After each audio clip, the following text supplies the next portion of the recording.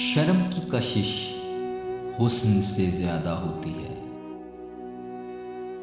اختلاف کے باوجود احترام سے پیش آنا کمزوری نہیں، خاندانی ہونے کی دلیل ہے۔ انسان کی سب سے بڑی بزدلی یہ ہے کہ وہ اس شخص کے آگے جھکا رہے جو اس کا حق مارتا رہا ہو۔ جب عقل پر پردہ پڑ جائے تو سمجھانے والا آدمی سب سے برا لگنے لگتا ہے۔